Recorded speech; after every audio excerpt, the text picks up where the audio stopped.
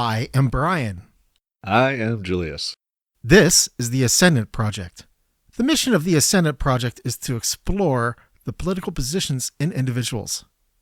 A contributor writes a 750-word article and then gets interviewed. The purpose of the interview is to bring out other views and hopefully life experiences that sent the author down the path to the position expressed. Although some debate will undoubtedly occur, this is not intended to be a forum for debate, but rather a project to better explore the individual and the American experience as a whole. All opinions and views expressed, written or verbal, are solely the ownership of the one who expressed them. The Ascendant Project does not hold or endorse any views or opinions.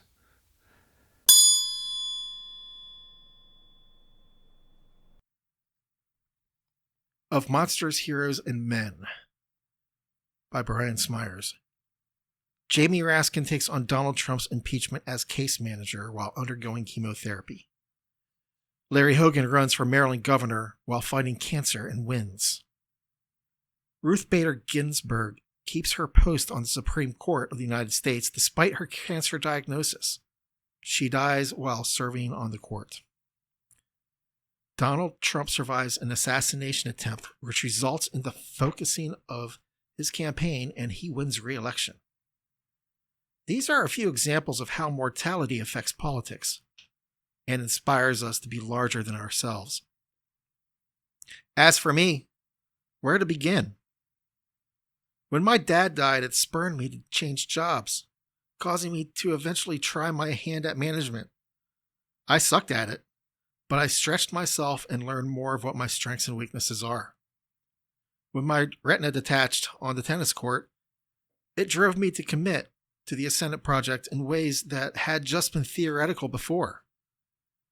Vision was accompanied by action, which was accompanied by personal investment, and then a podcast was born.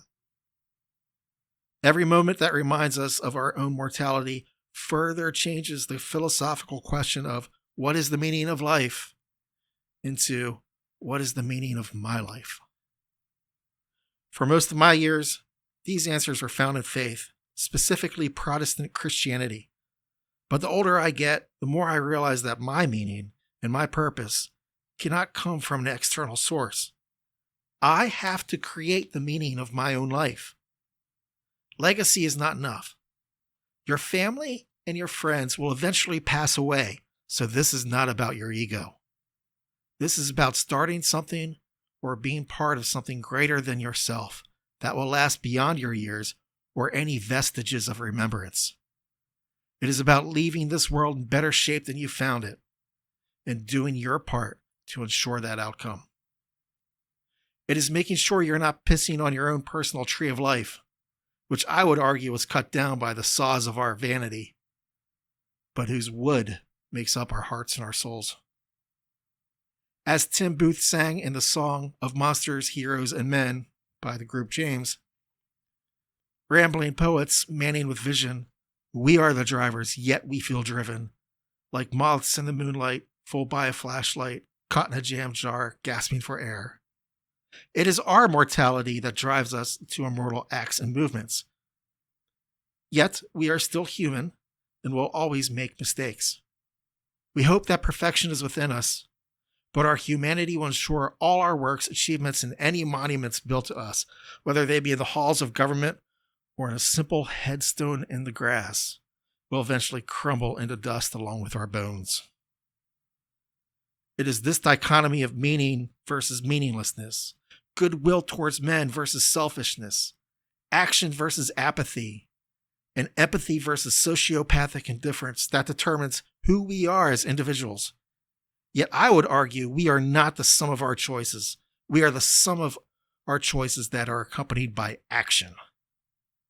Perhaps it should be considered that mortality is the primordial ooze of politics. We spend more time at work than we do with our families.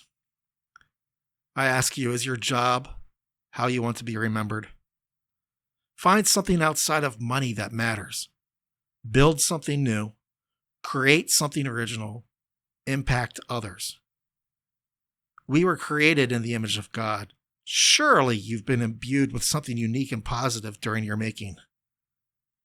Science tells us we are made of stars. Be luminous. Be the light created by the fusion of your relationships and of your efforts. I speak of the power of creating meaning in your own life. As we say to death, fuck off, as Bono's dad did with his last dying breath.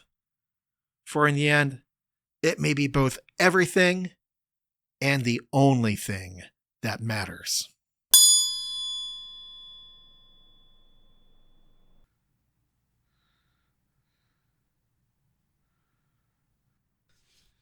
Bring it. Ding, ding. The bell tolls for thee. Yep.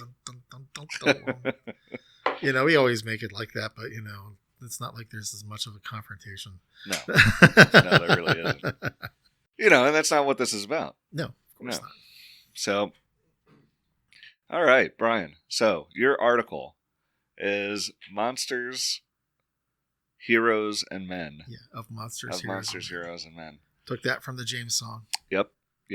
We're gonna get to all that. Why don't you start as I always ask? Just like in your own words. What is this article about? Well, the article starts off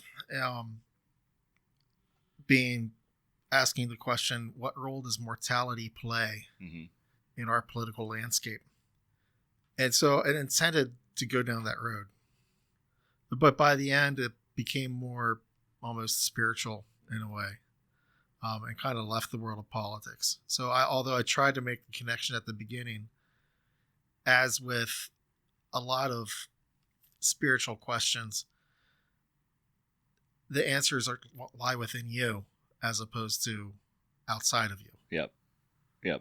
So, you know, which is another dichotomy. You know, we always define God as like something external to us, but or we explore so far outside ourselves that we come to the verge of within. Mm-hmm.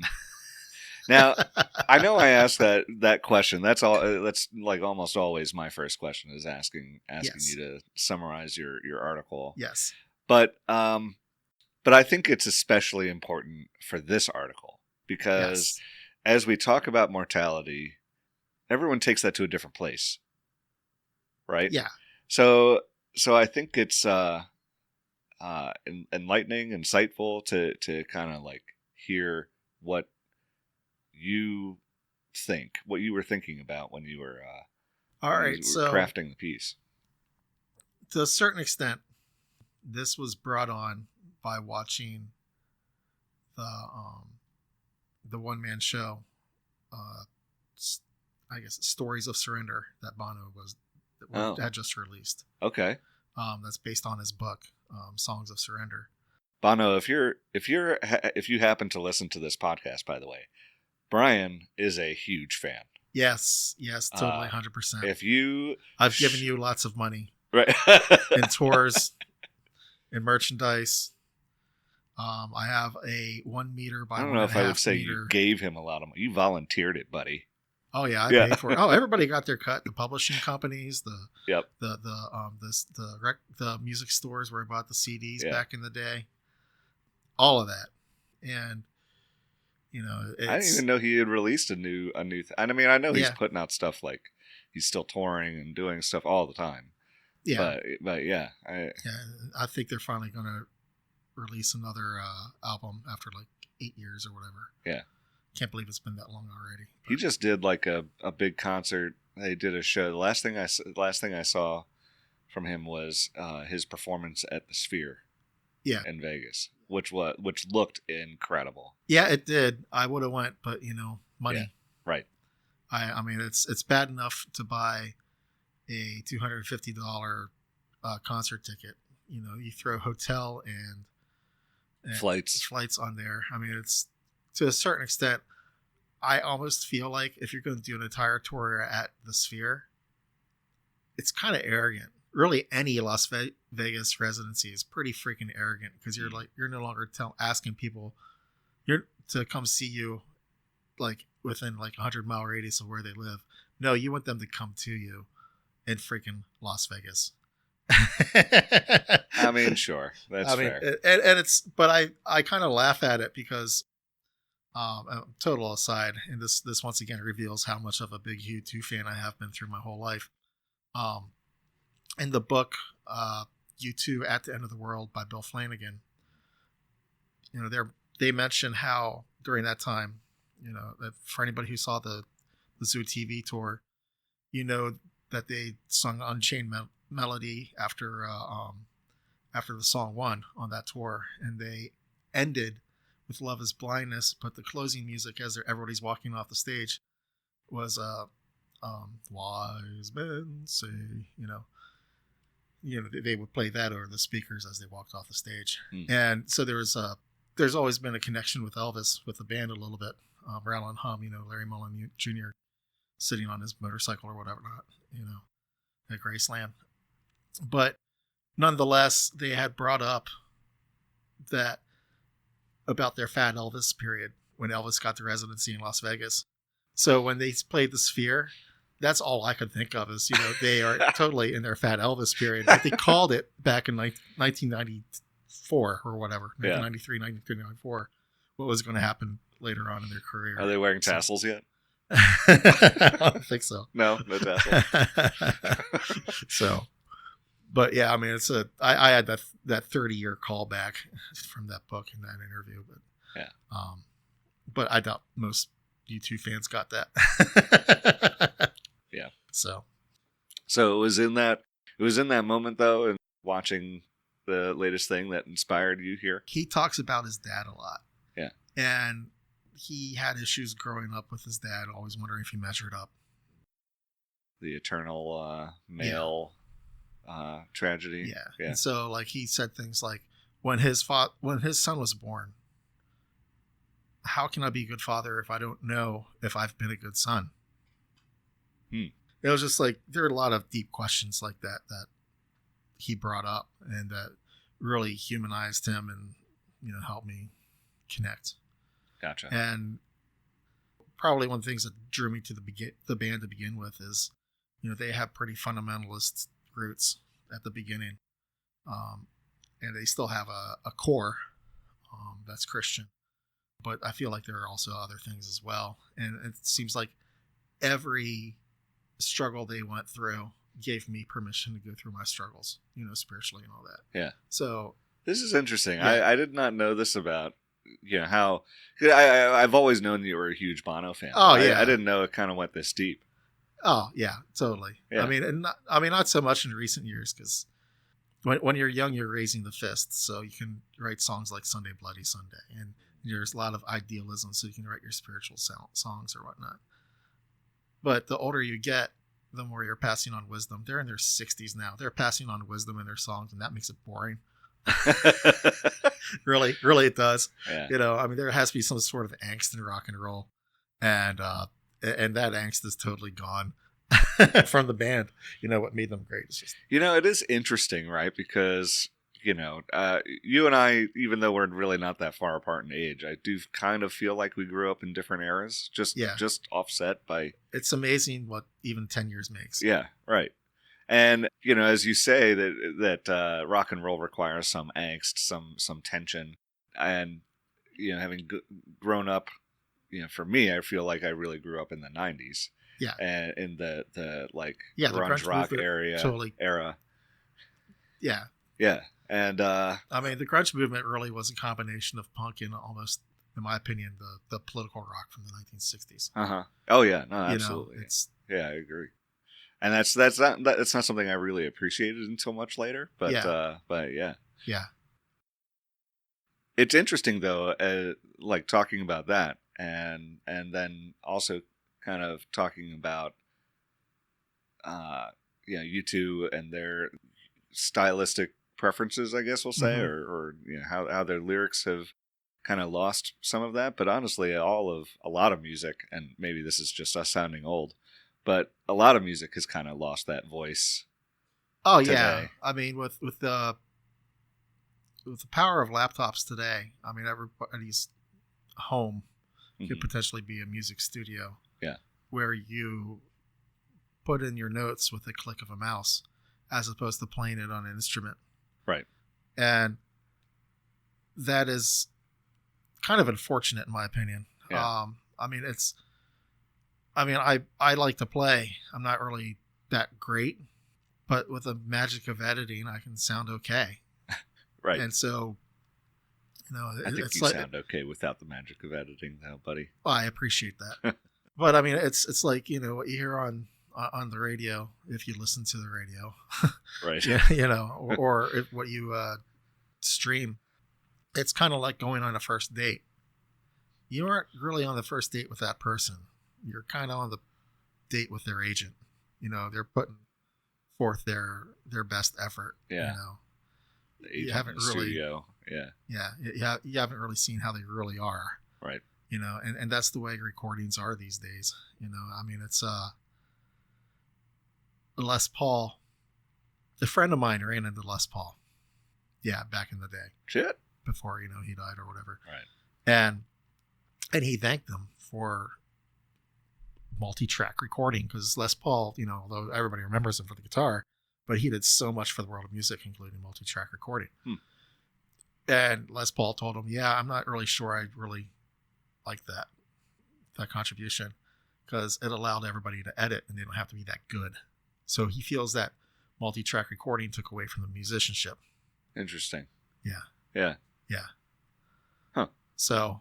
But it is, I guess and I would think he'd be completely appalled by, being able to do what I do with this podcast. Which makes us sound incredibly smart. Sure, but it's not without effort.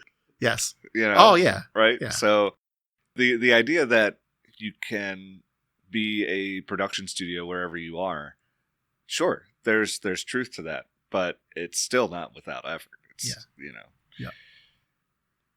I don't know if it's just a different kind of magic maybe that is happening. Yeah. I don't know. But I, kind of going back a little bit, the, I bring up the, it's amazing how quickly we get off topic, isn't it? I mean, really, we have this nice 2-page article that I read, and, right. and we're talking about Les Paul. Yeah. I wrote down like 10 questions and we're nowhere near like any of them right now. Yeah. Exactly. But, kind of bringing you back a little bit, like here we are in the modern era with politics, and there should be a ton of angst and tension in the music. And that is, I feel like that's just not borne out at all. I think people forgot how to do it. Yeah. I think they, man, I'm going to sound so freaking old and may say controversial things. Well, but as you say, fuck off. Anybody? Yeah, I mean, it's. To a certain extent, I mean, I feel kids these days. There we go. Now I'm old. I just nearly made Julius puke. I caught him while drinking. Yep, you caught me drinking coffee. Get off my grass. Yeah, exactly. But I mean, they just. I don't see them being people of action. You got to do more than be behind your laptop, or you got to go out and do. I mean, that's was the guy who invented Pilates, Joseph Pilates. I think that's his name is. Change. Yeah. I'm trying to remember the quote exactly. I'll probably kill it, but yeah. Hang on. Change happens through movement. No, change is good, and change happens through movement, or something like that. So if you aren't going to move, you're not going to change. I think that's this reminds me, honestly, of an African proverb that I learned once. I went and tried to find this, and I could not find it. So maybe it's not an African proverb, but it goes, "When you pray, move your feet." Yeah. Yeah. Right. Yeah. I mean, and that's kind of that so totally applies to the mass shootings that occur here. Mm-hmm. Thoughts and prayers, then you do nothing. If you aren't going to accompany your prayer by anything, then nothing's going to change. No. I mean, it's like somebody, I can't do this because I'm afraid. I wish I was more courageous. Well, courage is a decision. Being scared is the feeling. But you have to make a decision to be courageous because it doesn't just happen. You have to be able to acknowledge your feeling of being scared and then take action anyway. Mm-hmm. Do you want to let your life paralyze you? Right. Do you want to be able to rise above your circumstances and make a difference in life? And I guess that's kind of actually beginning to weave back. Yeah, things. I was just gonna say in I think it was the last paragraph, you say, "We were created in the image of God. Surely you have been imbued with something unique and positive during your making." Yeah. So Yeah. like what are your feelings on that? Like you touch on it a little bit, but like, can you go a little more in depth? Like, You're more than your trauma. yeah. You're more than your circumstances. You're a human being, so be someone. Be who you want to be. Don't let the things in life stop you from doing that, because and by doing so you're going to have more probability of finding the meaning of your own life through action than you are going to be sitting around saying this or this or this or this. So much of life is trial and error, and you don't get the trial and error without trying something and messing up. So I will say, and this kind of like also goes back to what I was saying, like when we each think about mortality in different ways, right? Like you mentioned how you would interpret that, but like as I read it, I really felt like, like as we were just talking, that you have to take action. Like prayer isn't really enough to bring about the change that you want to see in the world. I think I really feel like there's a joke that I had heard after, it was many years after Katrina. So I don't think it's too soon to say, but there was a guy, he had hunkered down in his house, and as the water continued to rise, he had to move. You already know the one I'm saying. Yes, it was. I think everyone alive at that time has probably heard that now. In the Brethren Church in Monrovia, Maryland. Yeah, go ahead. You and it was in reference to the Johnstown flood. Yeah. So if it was updated for Katrina, I'm sure every disaster that involves water. Right.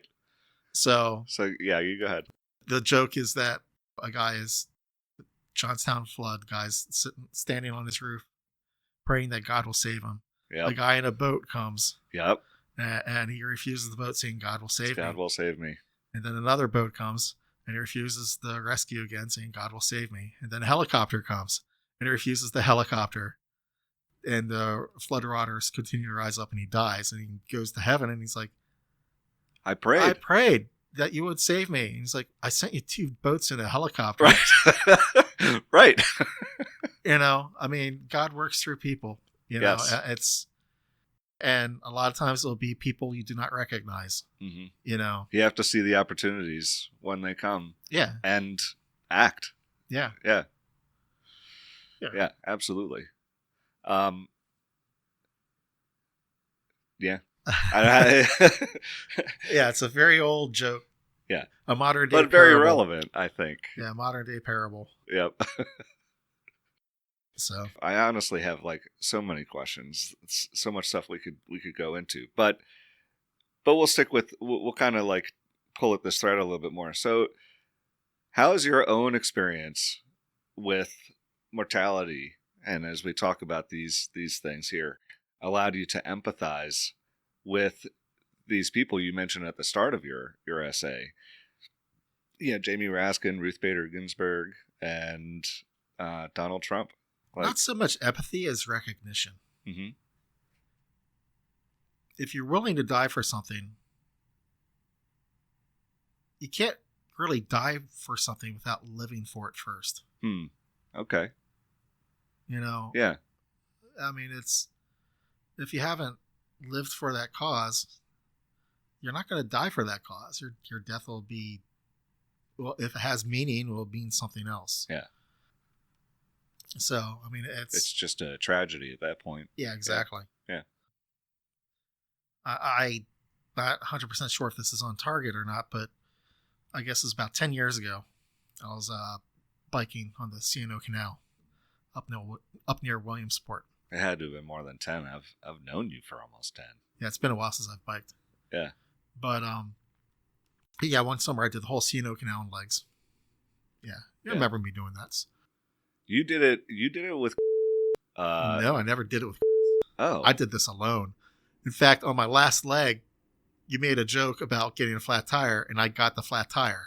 I took the thorn, about 20 miles away from the boat ramp. Are you sure this was? Yeah. I don't remember this. saying that at all. Oh, I do, because I remember busting your butt. Oh, no. Okay. Yeah. So, wait. So, all right. First, correct me. Did you bike the C&O Canal with? I did not. Oh. Did bike the C&O Canal with another friend of his. I think a work friend of his. I always thought you had done this Cisco, together. yeah. Okay, so all right, so but you're. Yes, I remember you, like, one year you had made it a goal. It was a couple years in a row. You had made it a goal. Yeah. To bike a certain number of miles. Well, I had to go from boat ramp to boat ramp because that's where you park. So you would go to the boat ramp, then bike back to the boat ramp you began. So technically I did it twice that year. So I did like 1,000 miles that year on my bicycle. Yeah. Which, for me, for a lot of serious bikers, that's nothing. But for me, that was a huge accomplishment. Yeah. But one time when I was biking around Williamsport, a storm came through. In fact, I think it was right around Fort Frederick, actually. So it's actually a little further up on the canal. Yeah. Probably about 50 miles or so on the canal. But nonetheless, the storm came through, and there's so much tree coverage. I wasn't getting rained on or anything. I could hear the wind blowing the tops of the trees, and then I heard the crack, crack, crack, crack, crack, crack. Uh-huh. So a tree was beginning to come down. Yeah. So I knew that I shouldn't stop, because if I stop and I see the tree coming down on me, I would not be able to get the speed up enough to avoid it. Mm-hmm. So I started coasting until I spotted it. And I spotted it and I hit the brakes because I saw that was way ahead of me. But it wasn't far enough ahead of me where if I hadn't stopped, it would have gotten me. If I had just kept pedaling, it would have gotten me. Yeah. And at that point, I was like, I was happy that I lived, and I was sad that I did at the same time, because there's not many of us get to die doing something we love. Sure. Yeah. Yeah. And that would have been a good way to go out. Yeah. But I'm very happy for my life since. Really, I am. Yeah. I mean, but it was like a moment of that could have been like a moment of cosmic honor if that's what happened. Having to go to a closed casket funeral, though, Brian, I would have been devastated. I know people would have, but yeah, but nonetheless, it's dying. Which Bono song, which U2 song would have been at your funeral then? Oh, jeez. I have written out like drafts of my funeral before. I know. But they're mostly Flogging Molly songs, actually. Yeah. They get death right. Yeah. Well, fair enough. I mean, if you're going to pick a band to play at your funeral, you probably couldn't pick a much better one. Honestly. Yeah. Flogging Molly's like, they address death a lot. I know most people don't listen to the lyrics, but I do. And yeah, they talk about death a lot. And I think they get it right. They get how bittersweet and positive it can actually be. Yeah. While acknowledging, the sorrow. Yeah.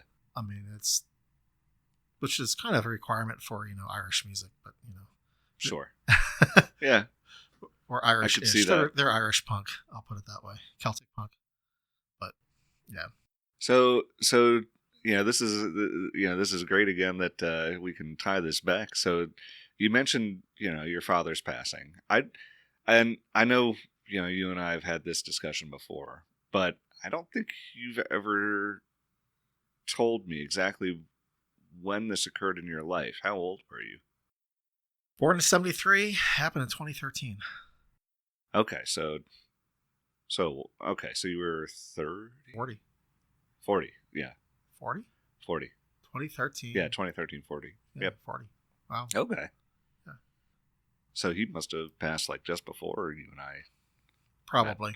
Anyway, but I know that's been something that's like really driven you and inspired you to make changes in your life. Yes. In fact, you mentioned one, that it drove you to try management. I left I left my employer to go to another one at that point. And one of his last words to me was, "Brian, you're smarter than me. I hope you do something that challenges you." Which, that's a lot of loaded words, Yeah. about life.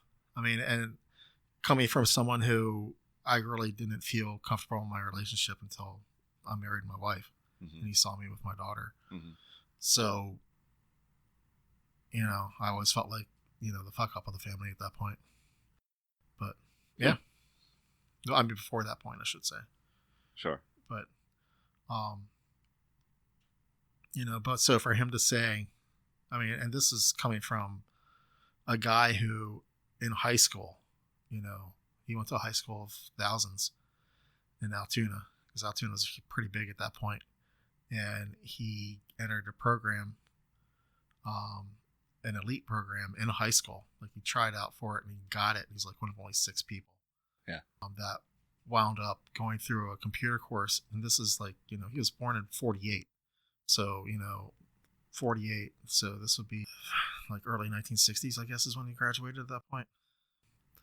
If I do the math right, it was probably about 18, then. Yeah. So yeah, and he had a guaranteed job coming out of high school in computers with that. Yeah. And so, I mean, in terms of intelligence, he was pretty elite to be able to get that. Yeah. Back then. So for him to tell me that, it's just nuts. I mean, because this is the guy who was basically programming guidance systems for Polaris missiles coming straight out of high school. Freaking nuts. You think I could live up to that? You're smarter than me, Brian. I hope you do something that challenges you. Fuck you, man. I mean, really. I mean, so I changed employers, and then I tried my hand at management, because I'd never done that, and it stretched me, and found out I sucked at it. Well, yeah, you said that. Like, you said that you sucked at it. Why do you say you sucked at it? I wasn't happy. Okay. Well, that's different than just being bad at it. Is it? I think so. I mean, if it's degrading the quality of your life, I don't think you're necessarily good at it. Well, let's take the opposite here. Is it possible for you to be good at something and not be happy doing it? Yeah, absolutely. Yeah, definitely. Yeah. Yeah. So, no, it wasn't necessarily good for me. I'll put it that way. That's perfectly. I mean, I get that. Having been a supervisor and manager myself, and now running my own company. I mean, I think, yeah. I mean, there's so much of being a good manager that depends on the environment in which and the resources you have at the time. Yeah, 100%. But here we are, Brian. You decided to start the Ascendant Project. Do you think of yourself as a manager of the Ascendant Project? Well, I don't have any employees, so fair enough. But I mean,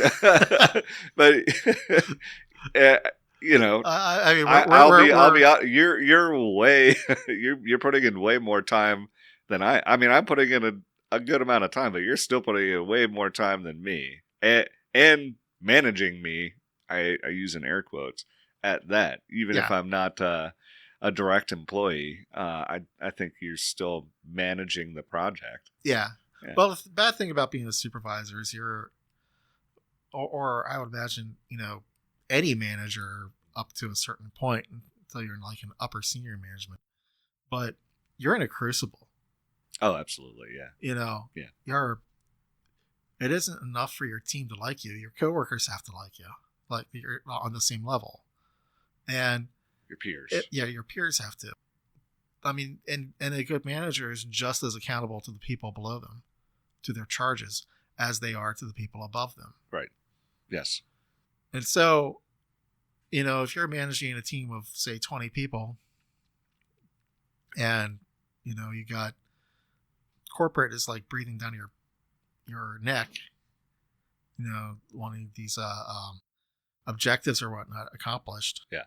It can be kind of hard, trying to make sure your team's happy, yet accomplishing what everybody wants. I mean, it's so much of life is learning not to people please, and people pleasing is the death of management. Yeah. But that's what management requires. Yeah. That you please everyone. And this is kind of why I say it's horrible. Yeah. It really is. It really, yeah. But that's kind of why I say, like, management. There's so much of management that is dependent on things that are really outside of your control. There's this 100%. The illusion of control. But you're still held accountable for what you're not in control of. Right. And sometimes it's at the peer level. Sometimes it's not having anything to deal with your team, but rather your team's getting screwed over because other teams aren't doing their job, and then you still get accountable for it because you need to make sure things happen. Yeah. And it's unfair, and it's stupid. It really is. Yeah. So, having said all that, I still think you're an excellent manager of the Ascendant Project. I put the man in manager. Yeah, you put the man in manager. Yeah. I did want to rewind a little bit, though. Yeah. I had mentioned that every now and then, like probably about every 5 years or so, I try to write my own eulogy or my own funeral. And the reason why I do that isn't to be morbid. It's to put my life in focus. What do I want to be remembered by? And am I living my life towards that? And I don't think there's any other tool in the world that does that so well as writing your own service. Okay. You want to remember who you want to honor, who means the most to you in your life. Why is that? So it's a private thing. You don't have to share it with anybody, even if you're in a relationship with. Right. But if you want to put your life in focus, it's an awesome tool. Yeah. I'm going to ask you later what the takeaways from this should be. Honestly, I think that should be a good one. Yeah, but probably, yeah. You say in your article that you draw the distinction between the meaning of life and the meaning of my life. And you also say that that meaning cannot come from external sources. I feel like a lot of people have heard that before, right? It's almost kind of become a cliche, but I'm like, there seems to be a lot more to that. Like, can you go into that a little bit more? I mean, it's growing up how I grew up. Yeah. Everything was always about God, and that God will lead you this, and God will give you that. And so the meaning of life really came to come from God. Yeah. God knows your purpose. Well, maybe I'm not as spiritual as people think I am, or maybe I'm not as spiritual as I think I am. But God doesn't speak to me like that. My sister can find God speaking to her in sunsets. Uh-huh. I just see a sunset. Right. And there was I think a pretty funny exchange between her and I when my sister texted me a sunrise that God spoke to her. Like, God was really speaking to me through the sunrise. And so she sent me a photo of it. Yeah. And that was a day where I was driving down to, southern West Virginia to a friend of mine's Fad's funeral. And I snapped a photo of a thunderhead that was in the shape of giving the bird. Okay. So, I'm like, I don't think God's speaking to me here. I think this is just a thunderhead in the shape of, the middle finger. I mean, you hope. And I should dig up that photo and stick it in this post. I really should. Yes, absolutely. Absolutely. But yeah, I was taking over the mountains of Western Maryland. That's awesome. So wait, what did your sister say anything back? She was like trying to defend it, saying, maybe there is a message there for you. I'm like, what's the message of God giving me the finger? Right. Yeah. I mean, I would like to think God has a sense of humor, so in that aspect, I wouldn't mind him flipping me off, make me laugh. Yeah, absolutely. But it's I just like I flip off other friends of mine. Uh-huh. So, oh hey, there's a bird. Yeah. So I mean, it's yeah. I mean, finding a purpose in one's life. I feel like when you're younger, you're more idealistic and more philosophical. So you can think of what's the meaning of life. But as one commenter sent Katie Sackhoff into a panic attack recently. No malice happened, but the commenter told her, yeah, turning 40 is nothing. But when you turn 50, your body lets you know that the countdown has begun. Mm-hmm. And to a large extent, that's true. And once you know that the countdown's begun, you really start trying to figure out what is the purpose of your life, and you need to find meaning and bring meaning to your life if it's not already there, whether it be in terms of legacy or with the Ascendant Project. I just want to make a difference in the world, and I want to get people thinking in different ways that they haven't necessarily thought before. Think about politics underneath the surface, not get caught up in the division, but trying to find out what unites us all. And I think mortality is one of those things that unites us all. And I think our views on mortality do affect our political views. So, well, as evidenced this week, I mean, I think there was a town hall, saying that these cuts, people will die from it. And the politician responded, everybody dies. Mm-hmm. Yeah. It's not something you want to put on a campaign sign. Not something you want to put on a campaign sign, but it's pretty revealing about that person's positions. Mm-hmm. And what they think about programs that help people. Who gives a fuck? That's what that person thinks. Yeah. So I mean, there's no empathy, there's no compassion in that.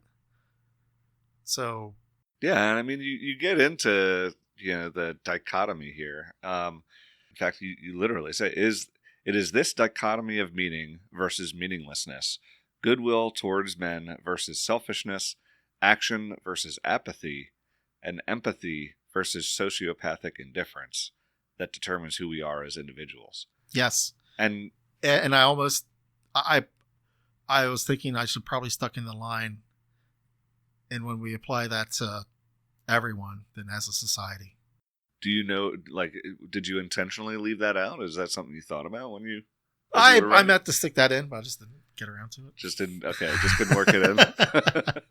But hopefully the reader makes that, the people on Tumblr who read these things but don't necessarily listen to the audio, hopefully they make that connection.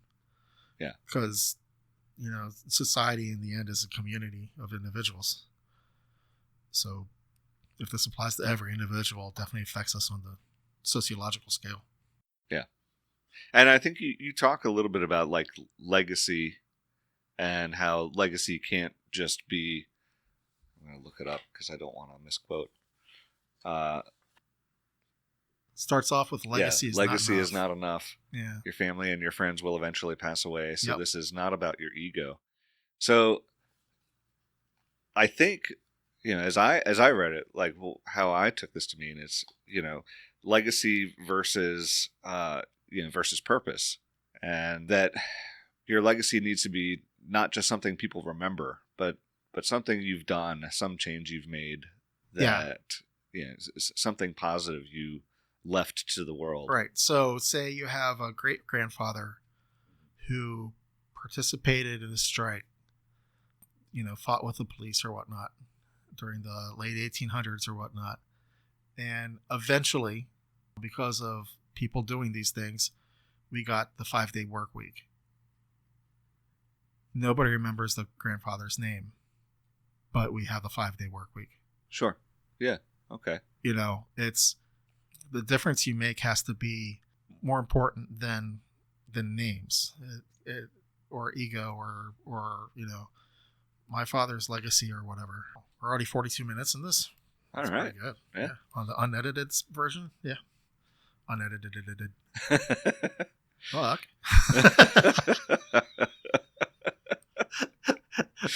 Yeah. Well, Buck Rogers. Wow. Yeah. I can't believe I did that. Anyway.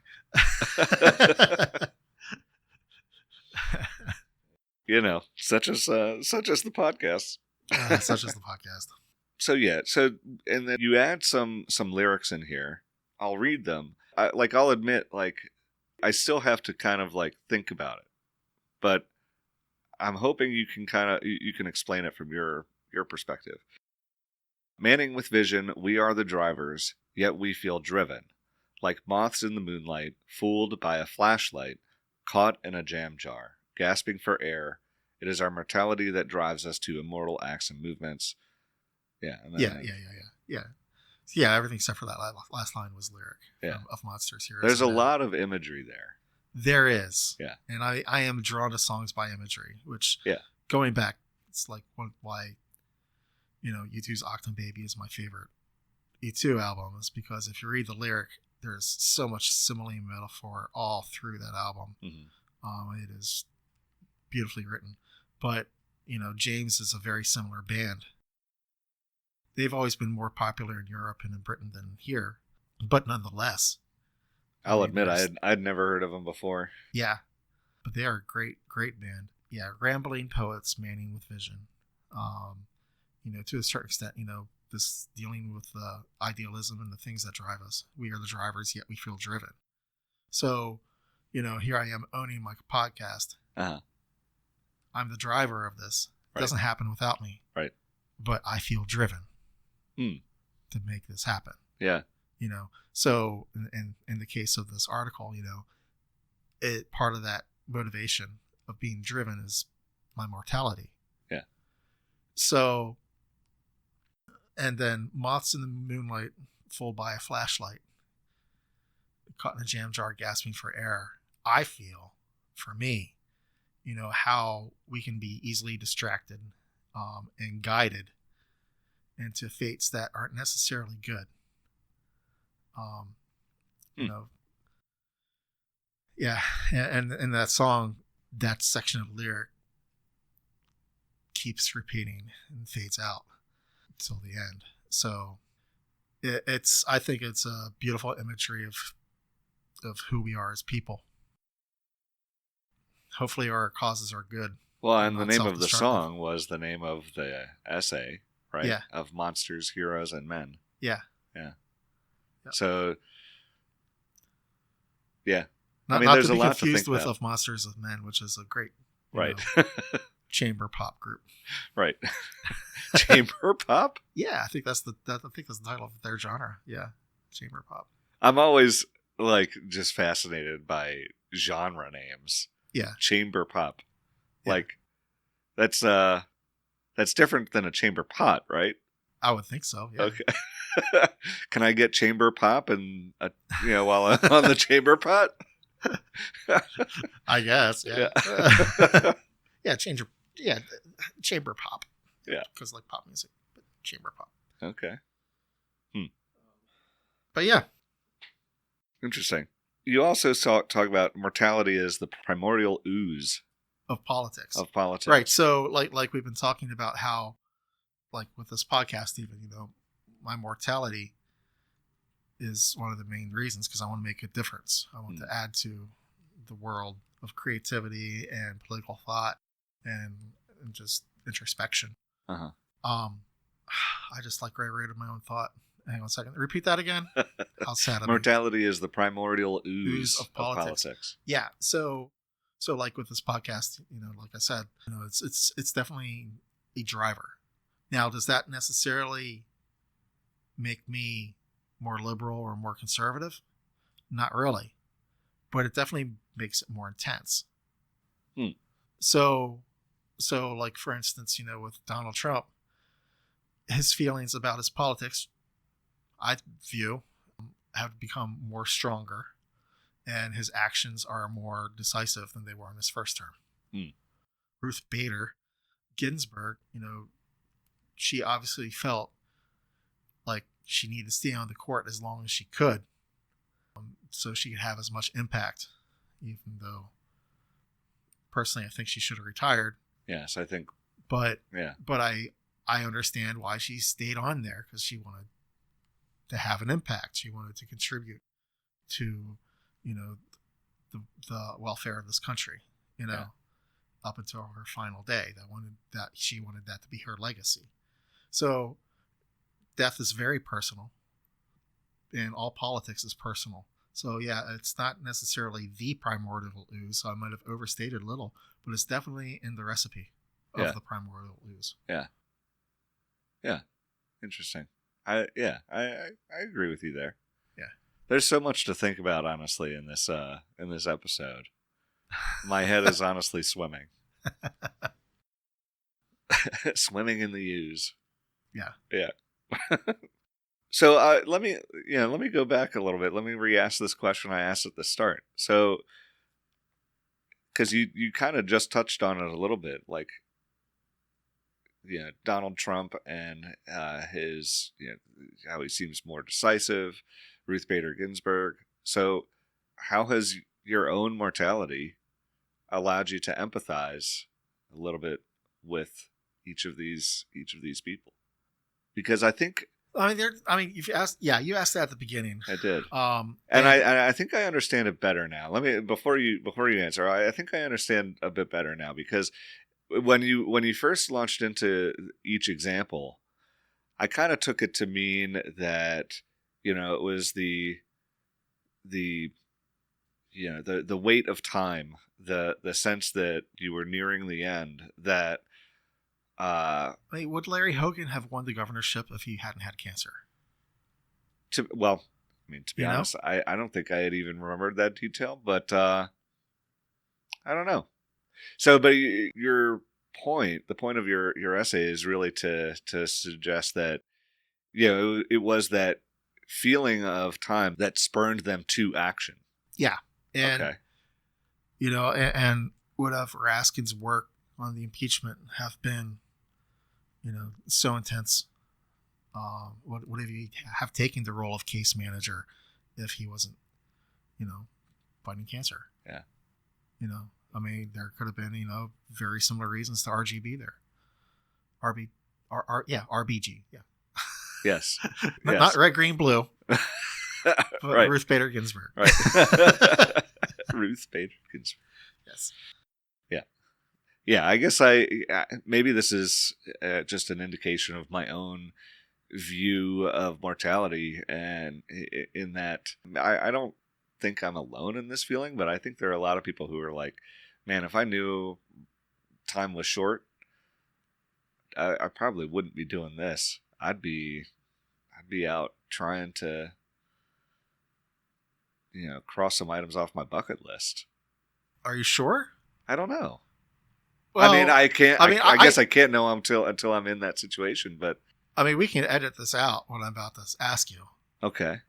But you had a heart attack, and you started a business. Well, okay. All right. So at the time, if you recall, I had already started the business in January of that year. Okay. I had the heart attack in March, and we can leave this in. I'm fine. Okay. But I was also in a grad program, like pretty deeply into a grad program by that point, in the middle of a job change, and yeah, it was a stressful time.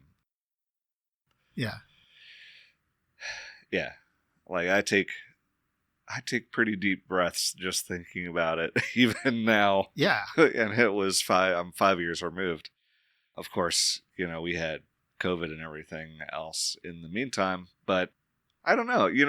It's my experience from that moment is complicated because, and I say that because it frightened me as much as it motivated me.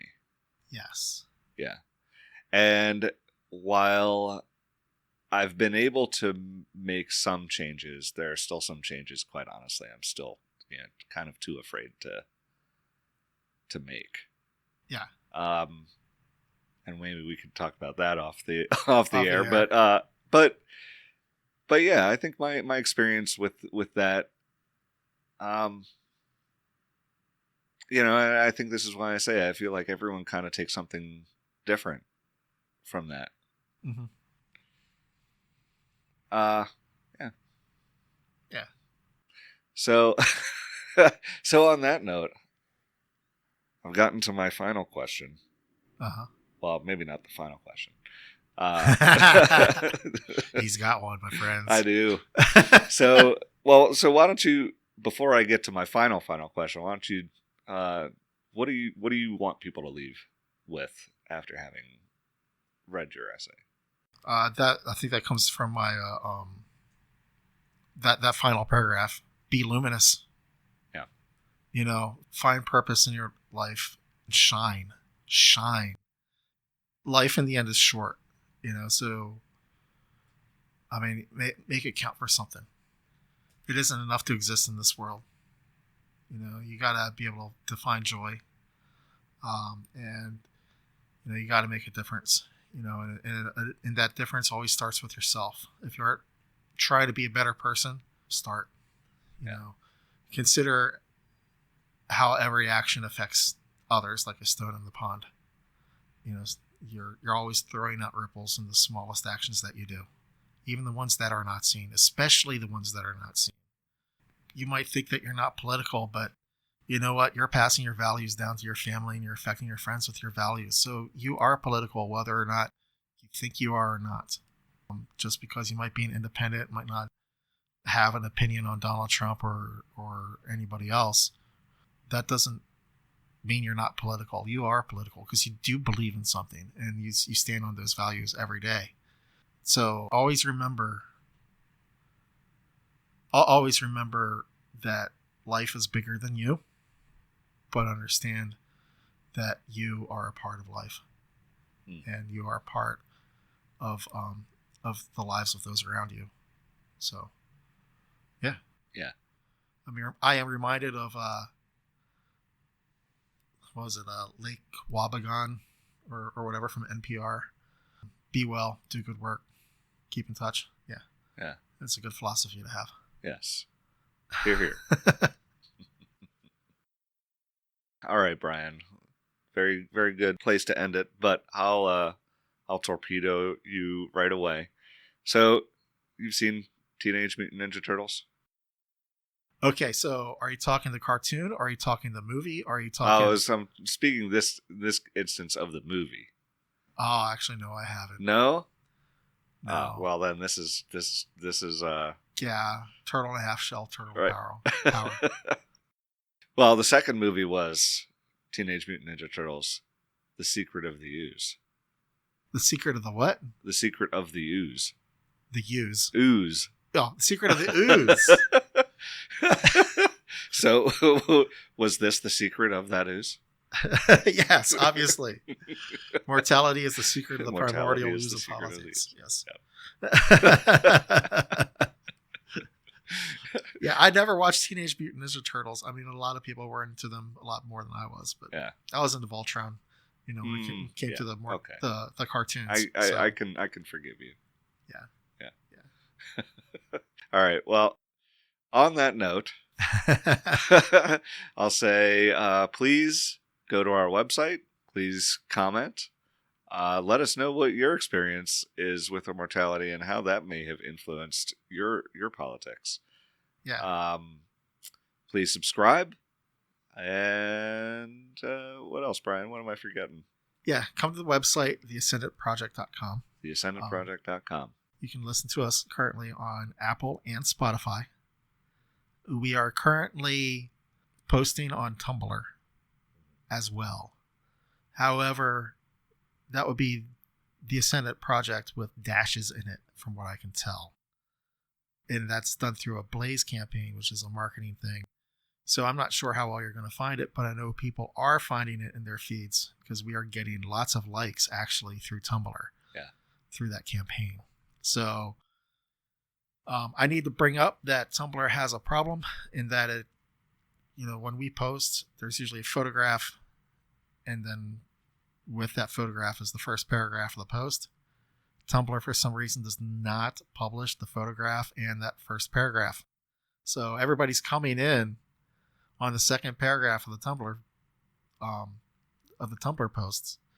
I mean, of the article, the written articles, and people are still liking it. We're getting great response on Tumblr. Well, there you go.